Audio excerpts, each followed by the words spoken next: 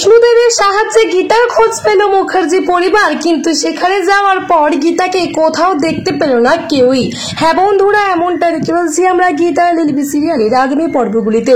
তাই বিস্তারিত জানতে ভিডিওটা না কেটে একটা লাইক করে পুরো ভিডিওটা টেনে দেখতে থাকুন।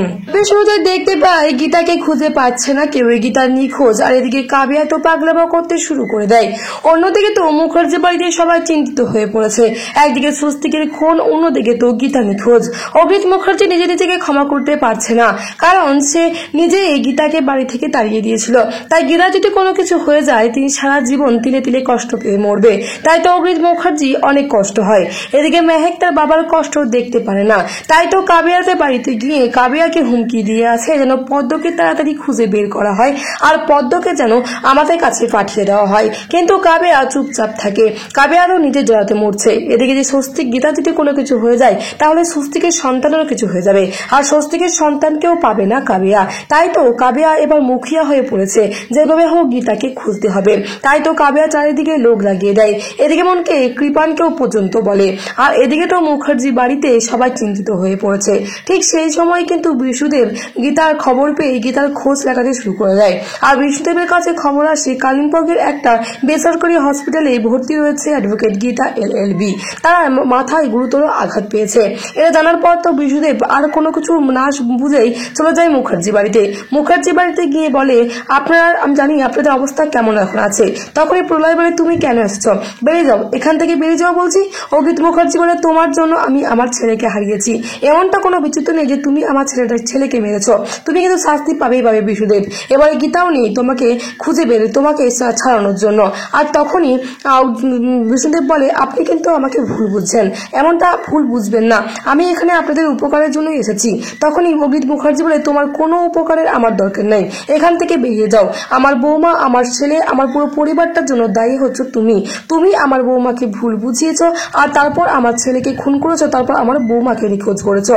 তখন বিষ্ণুদেব বলে, আপনি ভুল বুঝছেন, আপনি কেন আমার কথাটা শুনছেন না? প্রলয় বলে, দাদা তুমি একটু দাঁড়াও, দেখে ও কি বলছে, যা বলার ও বলে নেই। তখনই বিষ্ণুদেব বলে, দেখুন আমি একটা কালিম্পংয়ের একটা বেসরকারি হসপিটালে অ্যাডভোকেট গীতা এলএলবির খোঁজ পেয়েছি, মানে গীতার খোঁজ পেয়েছি।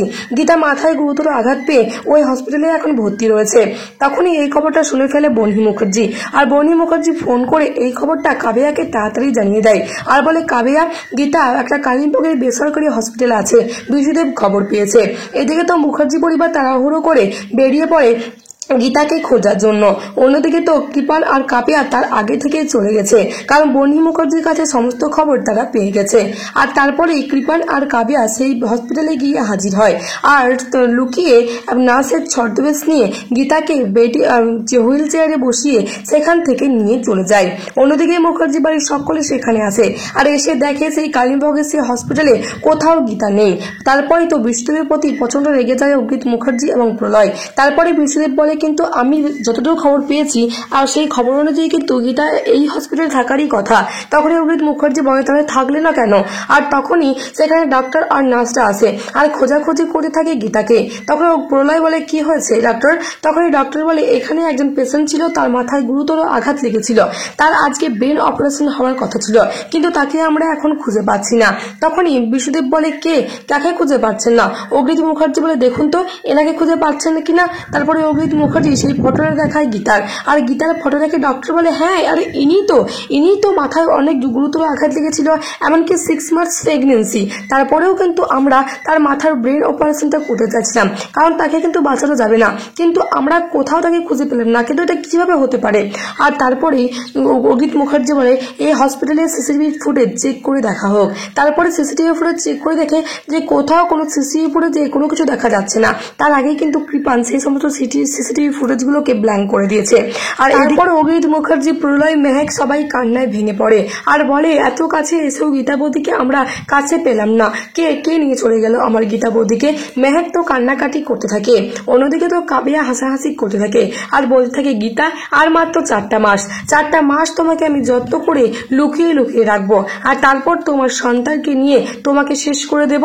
স্বস্তিকও নিখোঁজ, তুমিও নিখোঁজ, আর সন্তান হলো আমার। এই বলেই কাবিয়া হাসাহাসি করতে থাকে। তাহলে বন্ধুরা, গীতা কি বাঁচতে পারবে কাবেরের হাত থেকে আর তার সন্তানকেও রক্ষা করে স্বস্তিককে খুঁজে বের করতে কি পারবে? তোমাদের কি মনে হয় অবশ্যই কমেন্ট বক্সে কমেন্ট করে জানাও। তাছাড়া এমনটা দেখে চলেছি আমরা গীতা লিলবি সিরিয়ালের আগামী পর্বগুলিতে। পরবর্তী আপডেট পাওয়ার জন্য চ্যানেলটিকে সাবস্ক্রাইব করে পাশে থাকুন। ধন্যবাদ।